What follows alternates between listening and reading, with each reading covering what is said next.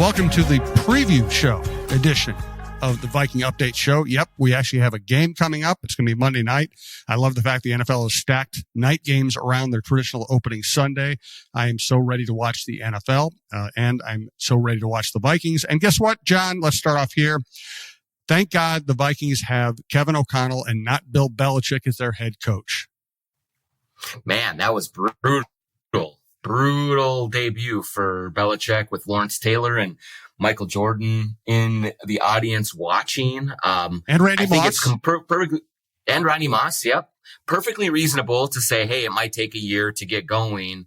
But, I mean, I just still think, like, we haven't seen Bill Belichick's fastball in quite a while. So if he's going to do it there, he's going to summon something that has been dormant for years and years. And that was not a promising start, that's for sure. The easy analysis might also be the accurate analysis, and that is Bill Belichick as a head coach never won anything before he had Tom Brady as his quarterback. He hasn't won anything since Tom Brady stopped being his quarterback, while Brady went on to win a Super Bowl with a team that, was not considered to be a Super Bowl team. And if you look back at his history as a defensive coordinator, listen, he was a very good defensive coordinator, no doubt about it. I'm not going to retroactively say that he wasn't a good defensive coach. Of course he was. He was an excellent defensive coach. But his greatest triumphs with the New York Giants came with, Lawrence Taylor. He's always had not just a Hall of Famer, but an apex Hall of Famer who's elevated his ability to coach. I also believe he's a very good coach. Defensive coach. But man, he got out coached last night. Oh yeah, he sure did. And look, I am definitely on the side of people who say like that the Patriots dynasty was more Brady than it was Belichick. I will still acknowledge that the early years of the Brady dynasty, Brady wasn't Brady yet. And Belichick, I think, really coached well, especially in that first Super Bowl where Brady was more of a game manager, all those things. That said, I just want to get to this point right now because, I do think Bill Belichick was a really good coach at one time, but this is the same guy who had Matt Patricia as his offensive play caller in 2022. And this is a guy who went 4-13 in his last go around with the Patriots before leaving. And so I just wonder at this age, with all that he's accomplished and without that quarterback, what is going to be possible for him there. And it is not unique to have a coach who said, his most successful years were with a star quarterback, Bill Walsh. All these guys have had usually go hand in hand, but yes, I think like the assumption, what I didn't enjoy, Jim, about sort of this story has been, it's been Belichick, but more so Mike Lombardi as his henchman, like, oh, the Patriot way, and we're going to change, and we're smarter than everyone. Well, I don't know that they are anymore. I don't think that they are that way anymore. And so, how exactly they reconstruct this 33rd NFL team, with a bunch of people who have not been great for a very long time. It seems like it would be an upset if it actually works out there. Yeah. And the other thing is that Belichick was the ultimate disciplinarian, not like he screamed at his players and all that, but he could do that. And he really just couldn't stand what is now known as noise, outside noise, nonsense. He just wanted it to be all about football. And what do you see? You see a guy who's dating like an 18-year-old and is on social media all the time. And I will relate it a little bit what we saw with Dennis Green here. Dennis Green was a very good coach. When he had Randy Moss, he was a very good coach. And he got to and when he first got here, he built one of the greatest coaching staffs in NFL history. You go back and look at it. Monty Kiffin, Tom Moore, Brian Billick, Dungy. I mean, he had great coaches. He had Hall of Fame assistant coaches. By the end of his tenure, he was kind of surrounding himself with yes men. And you wonder if Belichick is doing, at some point when you receive the amount of praise a winning coach receives, I think it's hard to check yourself.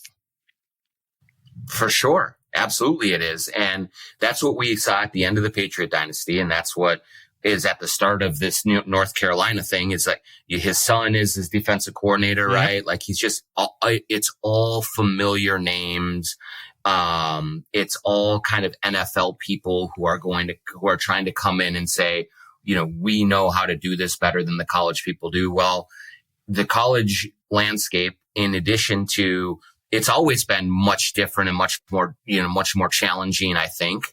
But then you add in NIL and you add in all of this other stuff, and man, it's just like, it's ripe for disappointment, I think. And so he has not come into the start of North Carolina saying, I've got this, I know what I did wrong with the Patriots, and I'm going to have a little humility and change some things. No, he's doing it the Bill Belichick way, and that did not work at the end in New England. And I have doubts about it working in North Carolina for sure. Yeah, and will he have the patience for like a 4 or 5 year rebuild? I'm guessing not. Hey, this is the Viking. This is the Viking Update Show. We will talk about the Vikings. I just thought that was a fascinating thing that we saw on Monday night. The Viking Update Show is coming to you from the Aquarius Home Services studio. Scott for Aquarius Home Services. Summer's packing up and chilly mornings are sneaking in. Don't face them with a cranky furnace, flickering lights, or a water heater that quits mid-shower. With $98 off any furnace, electrical, or plumbing repair, we'll fix the headaches so you can sip cider, rake leaves, or just pretend to rake leaves. Aquarius, local, trusted, and earning the right to be recommended. Schedule today at AquariusHomeservices.com. Hey, this is Randy Shaver. Along with Kevin Gorg, we host the show Fantasy Huddle on Talk North. Each week, we're going to break down the matchups for the NFL season and try to give you the best chance to win your fantasy football games each and every week. Join us for Fantasy Huddle on Talk North. The Viking Update Show is presented to you by OnX Hunt. All right, let's get to the Vikings. Let's go really big picture, and we'll narrow things down as we go through the show. What are your expectations from this season? Yeah, I'm just really excited for it. I don't have a firm feel on exactly how it's going to go, but I do generally believe that this team is underestimated. It seems like in the national discourse. I think that there's so much talent defensively. You have Jefferson, you have Mason, you have Aaron Jones, you have, once Addison comes back, you just got Adam Thielen, you have Hawkinson. Like, they have an abundance of talent on both sides of the ball. And so, we will see what happens with McCarthy, but I'm super intrigued by it. And so I do think this is a double-digit win team. Like, that's what it feels like to me with the talent on the field and the coaching staff, because I think routinely they are one of the best coach teams in the league week in and week out. They've had some stumbles here and there, but in general, Kevin O'Connell, Wes Phillips, Brian Flores, they always have great game plans that are ready. And so I think that all conspires to have to put a team together that should go into this season with designs on double-digit wins, with designs on winning in the playoffs. Can they make the Super Bowl? I'm not sure. I think so much of that depends on McCarthy and on kind of some of the health, especially in their defensive backfield. But I'm really excited. I think like this is going to be a very interesting year with the chances of it being incredibly successful and very competitive the whole way through. How do you think the trade for Micah Parsons affects this division? I mean, it does. It certainly does affect it. When you add, a big time pass rusher like that to a defense that was already really good, on another team that has designs on being, in the division championship hunt and then, in the NFC title hunt. He's just incredibly, incredibly talented. And so you add that to the mix. It is, it's a big time upgrade. That said, I'm not ready to just sort of roll out the green carpet for them and say this, it's their division to lose. I think Parsons has been dealing with a little bit of a back injury, and for as good as he was in Dallas, he was a really, really good player, but he wasn't Lawrence Taylor. He wasn't Jared Allen at his prime. He wasn't, some of these, he routinely gets 12, 13 sacks. Like, that's great. He's very productive. I'm wondering how he does against the run. I'm wondering how his back holds up. And so I do want to see it for a little while first before I'm ready to just say, yeah, that's the team to beat for sure. I get why they did it. I think that the price to pay made sense, and they are very improved. They're all in on this season, but I don't think it's a fait accompli that they are just going to bum rush this division and this conference and waltz to a high seed in the playoffs. What's interesting to me is that Parsons is a spectacular athlete, and when he makes a big play, it is a spectacular play. Yes. He seems to be able to do things that other people can't do. And yet, if you look up their stats, if you just did a blind side-by-side stat evaluation, would he really look that different than Jonathan Grenard? Right.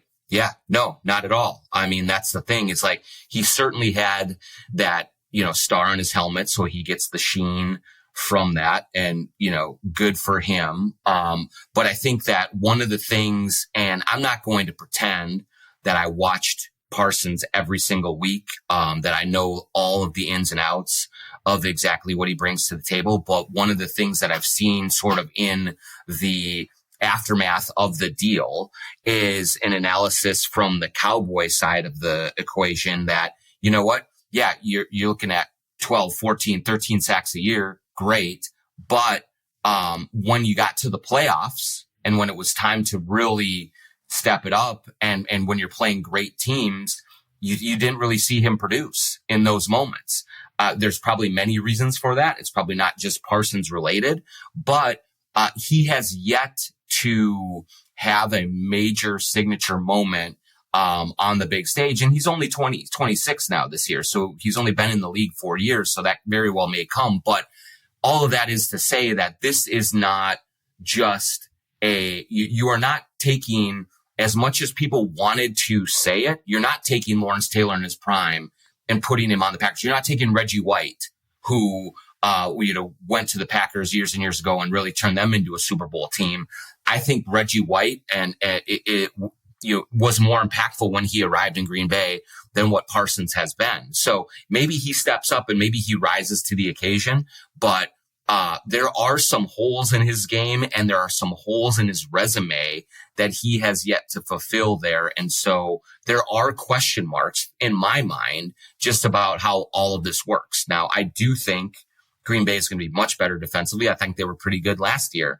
And so his addition will be a big help, but I don't know for sure that it is the be all end all that it's being advertised as just yet. Yeah. And Parsons, to be fair, Grenard's stats with Houston were not as spectacular as his first 2 years with Minnesota, but with Minnesota, it's basically he's averaging 12.5 sacks. Parsons might be averaging 13, something like that. Parsons has been doing it. Yes, 12 and 14 in the last 2 years for Parsons. Yeah, and Parsons has been doing it at that level longer than Grenard, and Grenard is not quite the explosive. Grenard's a wonderful player. He's not quite the crazy explosive player that Parsons is. So maybe the comparison isn't apt, but what you eventually have to look at is production. And he has to be a little more productive if he's going to just, and I always say about, player acquisitions, they got to work on two fronts. The player has to be able to play at the level that you expect him to and has to get you someplace. And yes, Parsons has a lot to prove in both areas. Yeah. I mean, he's been a great player. He has a lot of splash plays. He's going to show up on SportsCenter and on the NFL post-game shows on Sunday night or Monday or whatever, reviewing it, say, wow, look at this, look at this. He's going to be helpful. There's no question about it. But, the other thing that you hear about him is, with the podcast and stuff like that, like how does he fit into that locker room? Does, what's going on? What's going to happen with that? And so, I want to see it. I want to see how it looks.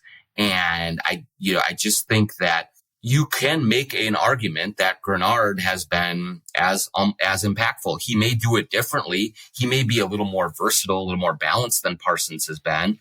But when you can build a system and fit into it the way that Grenard has, that's a major, feather in his cap. And so we'll see if Micah Parsons can get settled in to Green Bay that quickly.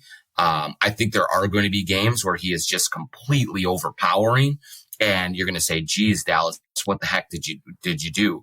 And then there's going to be other games where he is a little quieter, and you're going to understand why Dallas said, you know what, we're not going to pay this guy $136 million guaranteed. We are going to kind of move on from him, get Kenny Clark, get those 2 first-round picks, and then start kind of building in a different way. And so I think there's arguments both ways. I do not think, Jim, I'm not in the camp that Jerry Jones is this complete buffoon for making this deal. I think that maybe he may end up losing the deal, but I don't think it's as lopsided. You know, people were saying Herschel Walker and a few others, like, no, it's not even close. No. So there's, you know, Jerry got 2 first-round picks. He should have traded him in before the draft, absolutely.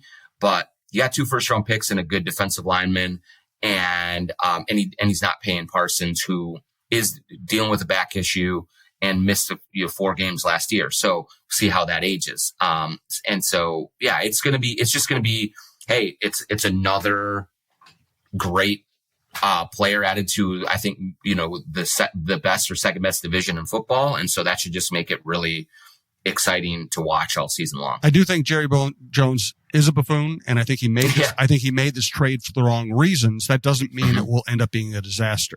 2 first-round picks, a very good interior defensive lineman who really gave the Vikings problems, and now Parsons has got to prove himself that he's worth everything: the money, the contract, and what they gave up in their trade. And to do that, again, not only does he have to play well, he has to elevate the franchise, and he didn't elevate the Cowboys. So it's going to be fascinating. Like everything in the NFL.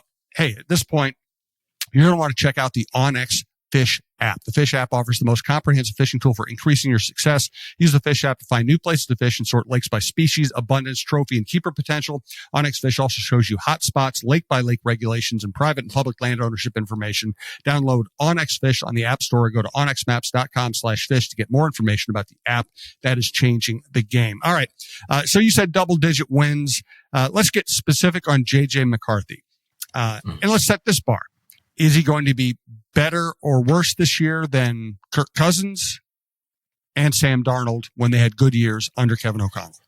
So this to me is the biggest conversation to have about JJ McCarthy, Jim. We've seen, you know, discussion about arm strength. We've seen discussion about coming back from injury. We've seen discussion about experience, all of those things, valid, all of them. But to me, I think that if you are a pessimist about the Vikings for this year, I do think there is an argument to be made that for as disappointing as the last 2 games of last season were by Sam Darnold, by the offense, he played at an MVP level for most of the season. He was terrific last season for 15 weeks or whatever it was.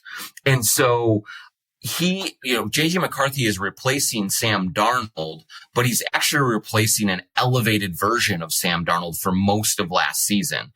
And so that's why, I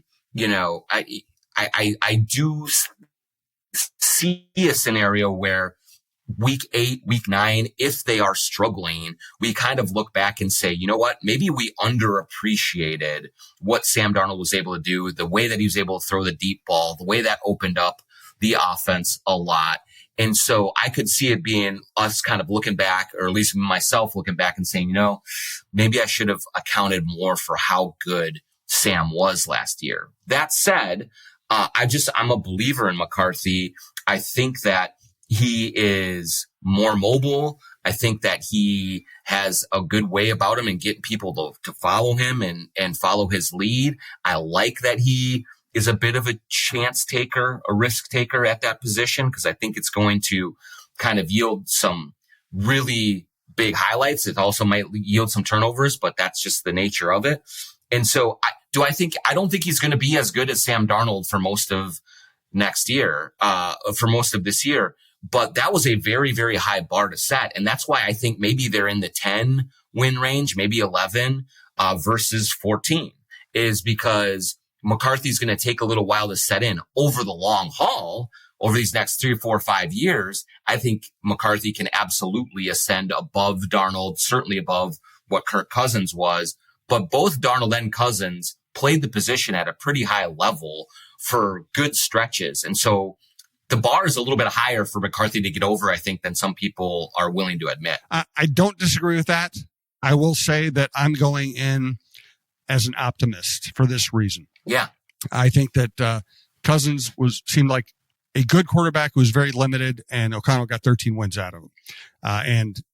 Cousins, who you questioned his ability to play in the clutch, played really well in the clutch that year until the fourth down pass against the Giants in the playoffs. I thought that Sam Darnold was kind of a disaster, and O'Connell got 14 wins out of him, and then Sam absolutely choked. And I know a lot of people, I still remember the reaction to the terrible games against Detroit and Los Angeles.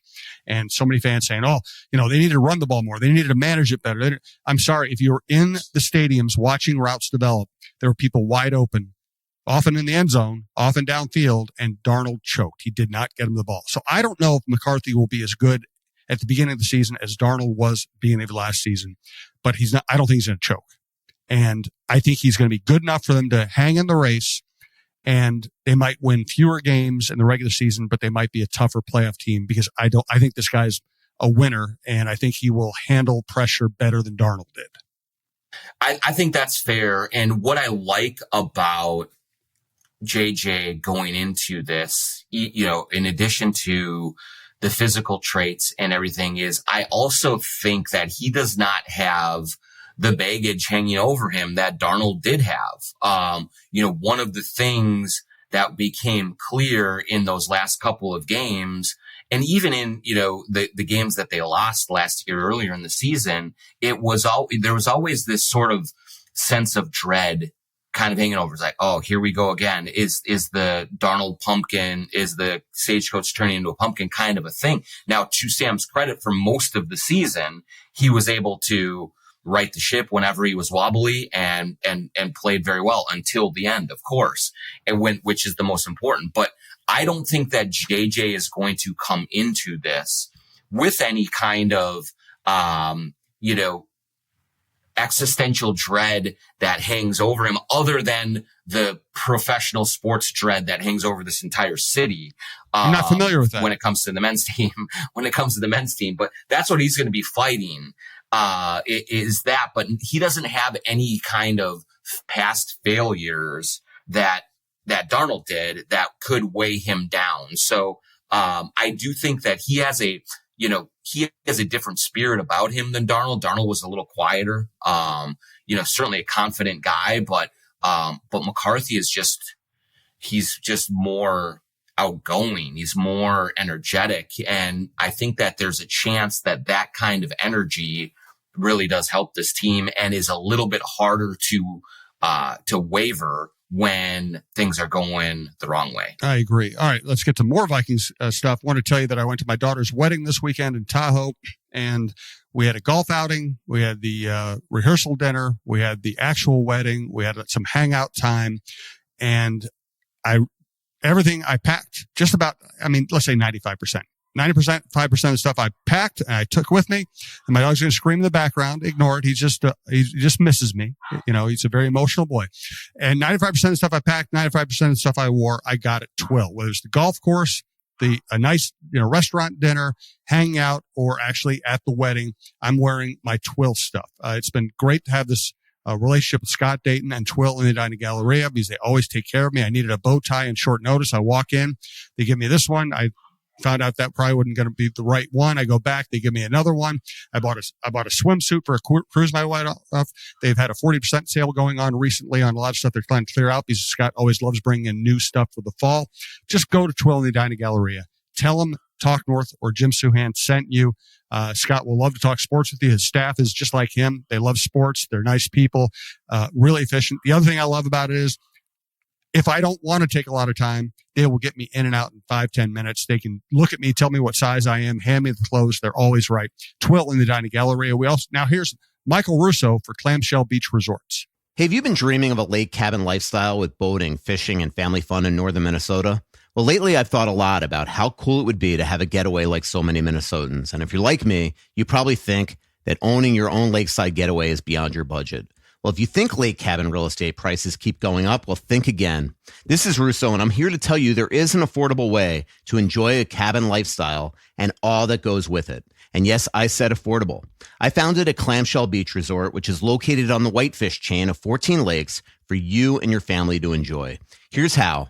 Clamshell has lake homes that offer deeded fractional ownership, and the keywords there are deeded and fractional. You own it. Imagine having 5 weeks a year to enjoy Clamshell with its beaches, pool, and lodge that's full of kids' activities. Is golf your game? There's a great golf course right across the road. Like winter sports? Well, you can go ice fishing, cross-country skiing, or snowmobiling right out the door at Clamshell. And there's no maintenance, no grass mowing, no snow removal. It's done all for you.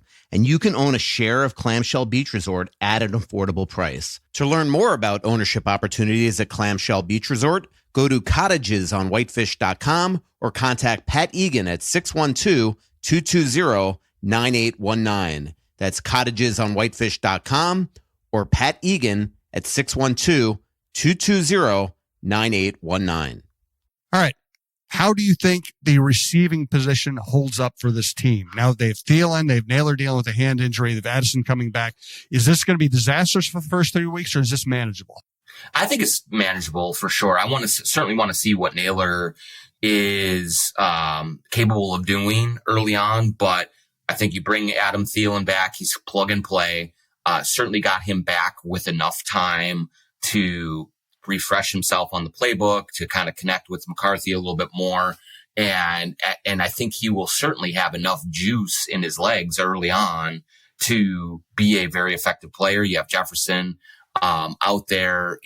I'm not worried at all about that hamstring or anything like that. I think he should be good to go. So that all looks good. The other element about the passing game, Jim, is I just think that TJ Hawkinson is going to be much more looking like the player that they got immediately after the trade than the one that was kind of hampered by injuries last year. And so I think his elevated role in the offense and ability to be a downfield threat is really going to help JJ McCarthy as well until Jordan Addison comes back. And then once Addison does come back, I just think that, the sky's the limit for this group, because I think that Addison was having a great camp.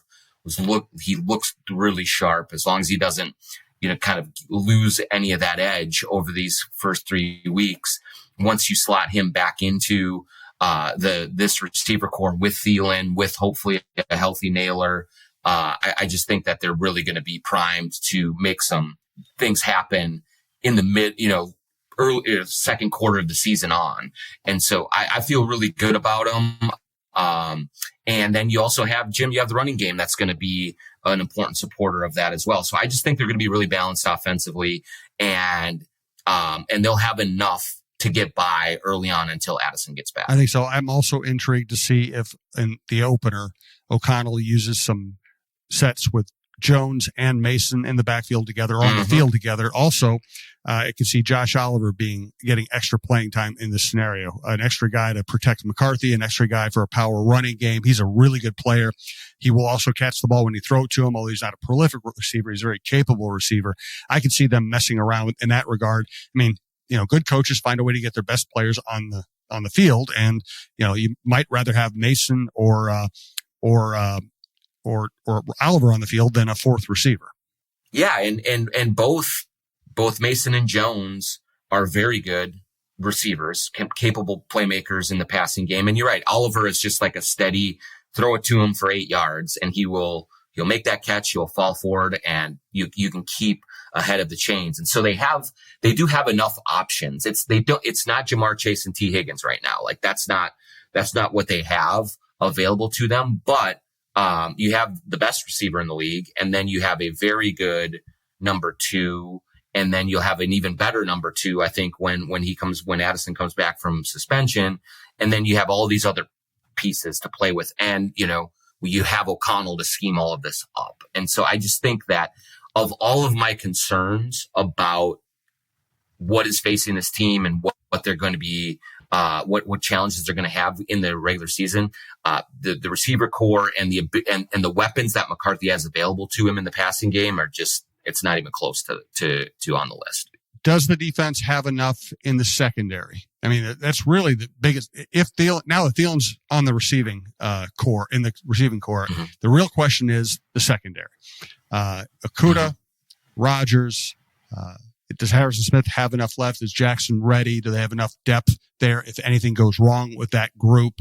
Is McLaughlin ready if they need him? How confident are you in that secondary right now? Yeah, that's my biggest area of concern right now, Jim.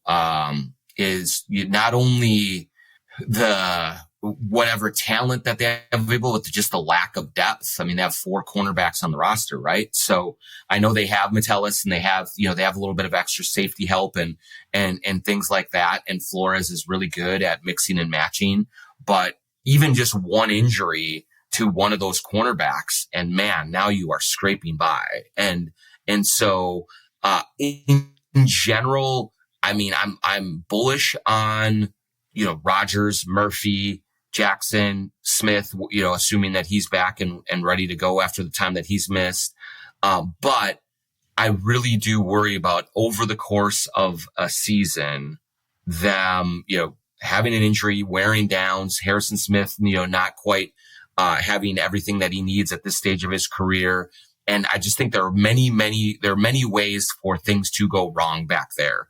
And when that happens, in a division where you're facing Jordan Love, where you're facing Jared Goff, where you're facing even, Ben Johnson and Caleb Williams with Chicago, like you're facing tough offenses quite a bit. And so I think they're going to be able to, or they're going to try to exploit that weakness. And so it's just imperative that all of those cornerbacks stay healthy and are not disasters, especially like I'm thinking of Okudah. Like if he can give you just solid play throughout the season and stay on the field, that's going to make a big difference. And I don't know what to expect there yet. So I'm going to be watching that very closely on Monday night and going forward as to how that particular position group holds up. Okay, let's do a couple of quick predictions to wrap up this show. First, what do you expect Monday night? Second of all, who would you pick to win the Super Bowl and the NFC North this year? Yeah, so I'm going to say Vikings 23, Bears 17. I think that it might take a little bit of time for that Bears offense to get the intricacies of Ben Johnson's offense. I want to see it from Caleb Williams before I believe it. And I just think that the ability for Brian Flores to fluster and frustrate that offense is going to be very high. And so I think the Vikings win in Chicago. I think I'm picking the Lions to win the division. I know they've lost some coaching, brain power. They lost Frank Ragnow, but I really believe it top to bottom. It's just a great roster. And I think that Dan Campbell will figure things out and get them back to the top of that division. I don't know that they'll go 15-2 again, but I think that they will win the division. And Super Bowl, I am taking, Baltimore against,